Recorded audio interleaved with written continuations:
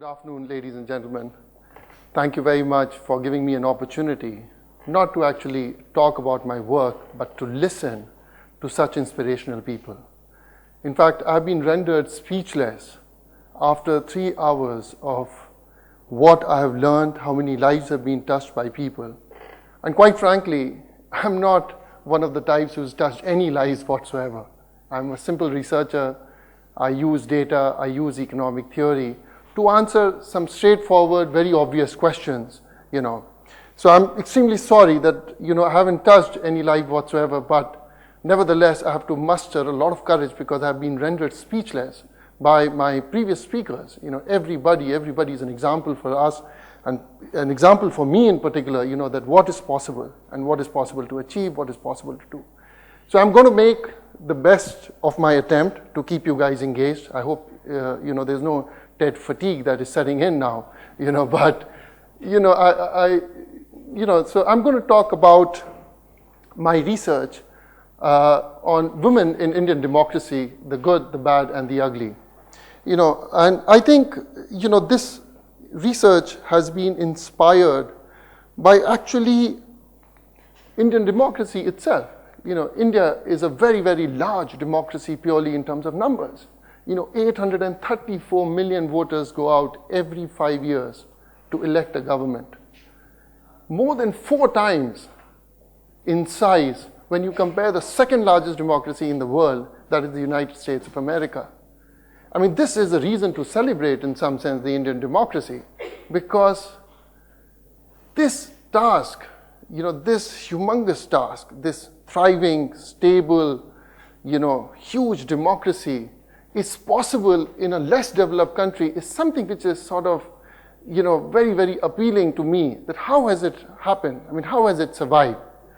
And what I have been interested in is looking at women in Indian democracy. Why be interested in women in Indian democracy? That even though India has remained a democracy for a long period of time, the status of women in Indian society has not changed very much. So then it begs me to ask a question, that is Indian democracy failing the women in Indian society? Are there some questions that can be raised? At one end, we want to celebrate the Indian democracy purely in terms of numbers and the stability it provides. But at the other end, as a researcher, I have to question the obvious. And that's why I look at women in Indian democracy. And purely in terms of total number of voters, there are 397 million women voters in India, twice as large as the number of voters in the US, United States of America. So once again, large women voters, but when we compare ourselves to other developing countries, and of course, there's no need to compare to developed countries, the status of women is actually quite low.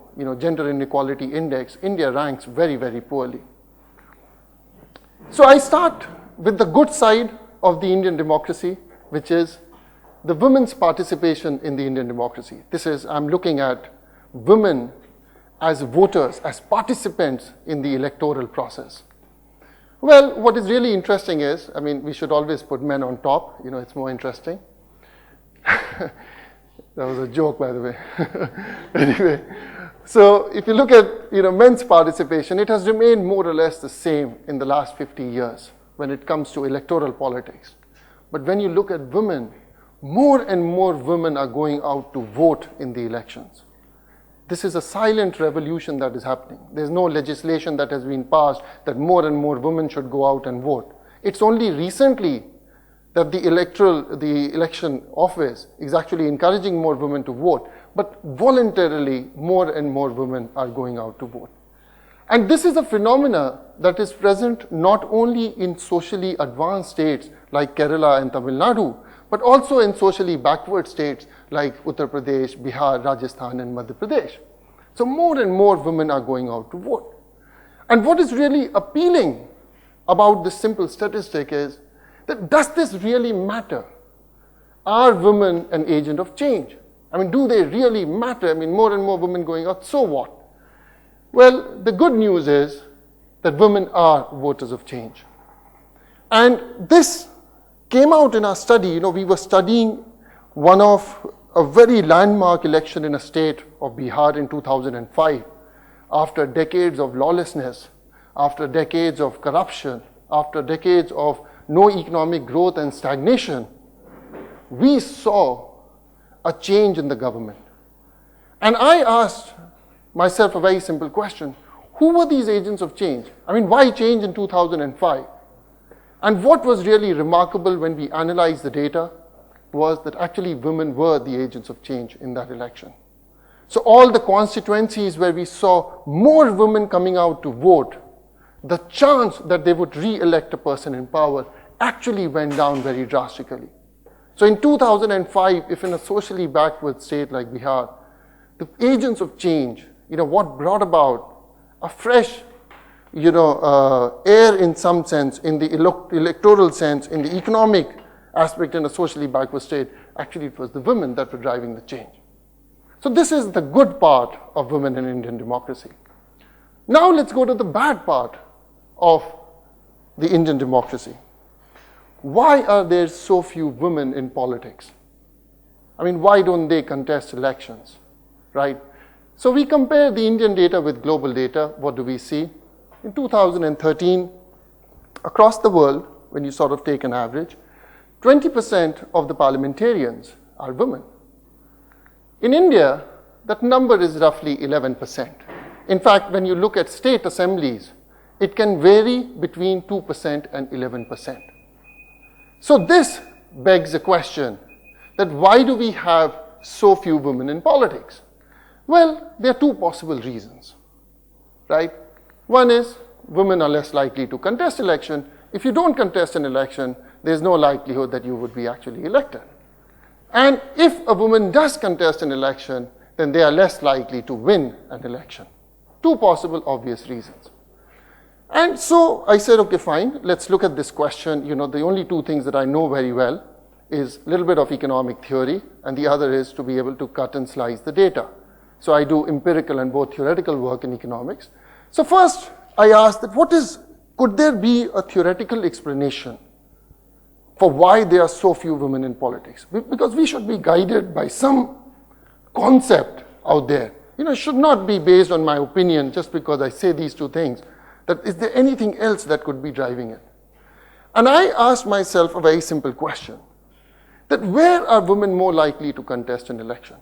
In a socially advanced states like Kerala and Tamil Nadu, or in socially backward states like UP and Bihar? My intuition suggested that it is in the socially advanced states that more women should have contested the elections. But economic theory had something else to say. In economic theory, the beauty of economic theory is that it brings in a lot of internal consistency into the model. There are no contradictions.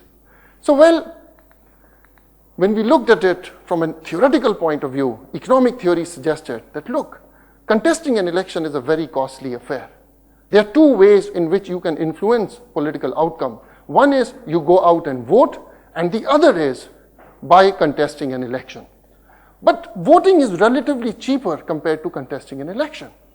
So if the cost of contesting an election is very high, then where are women more likely to contest an election? And economic theory actually suggested that women are more likely to contest in elections where they are a relative minority to men. Which means economic theory goes against our intuition that women are more likely to contest elections in socially backward states like UP and Bihar than in socially advanced states like Tamil Nadu and Kerala. And what is it that we find actually in the data when we analyze 50 years of elections? That theory is actually correct. When you look at the number of women contesting an election, it is much, much higher in backward states like Bihar and UP than in Kerala and Tamil Nadu. The reason is very simple. In states with higher gender ratio in favor of women, they seek representation through voting, where you can get an issue addressed by a simple act of voting. There is no need to make a costly investment of contesting an election. So this result, which seemed sort of counterintuitive in the beginning, but when you do the cost-benefit analysis of contesting an election or influencing policy through voting, it becomes very obvious. And this is what we get in terms of numbers. This is the chance of women contesting an election goes down very drastically, where more and more women become a majority in the electorate. This makes us ask the second set of questions. Where are women winning elections? Well, over here, theory and intuition sort of go hand in hand. Women are more likely to win elections where they are a relative majority compared to men. So now you have a sort of a very paradoxical situation that in backward states, more women want to contest elections. They do contest elections, but they are less likely to win. In socially advanced states, like Kerala and Tamil Nadu, if a woman contests election, they have a very higher chance of winning an election. They are less likely to contest an election. And what this tells you in some sense is a paradoxical situation that you put together. What it tells you that in states like Kerala and Tamil Nadu, you have few women in parliament. But the reason for why there are few women in parliament is very different. The reason is that there are very few women contesting elections. So if you don't contest elections, you cannot enter the parliament. Whereas in states like UP and Bihar, more women contest elections, but they are less likely to win. This has very important implications for things like Women's Reservation Bill. Today, when we talk about Women's Reservation Bill, we want to make it random. Should it really be random? Or should we actually reserve seats in those constituencies where women are actually a minority? Right, so, and by the way, who is opposed to Women's Reservation Bill? If you think of it, it is backward states like UP and Bihar. In fact, much before Panchayati Raj, that experiment they came with granting women, reserving a few seats for women in Panchayati Raj, some of the southern states had actually implemented it much earlier. So you see, when you see that in the parliament there are very few women, the reasons for that could be very, very different. Now let's go to the ugly side of Indian democracy, the missing women. And what really shocked us completely, we wrote an essay, it came out in the Hindu, I think, and now we are working much more in detail. We estimated that 20% of the women electorate is missing. 65 million women are not present in the Indian electorate. And this is extremely important because this number has gone up almost 4 times in the last 5 decades.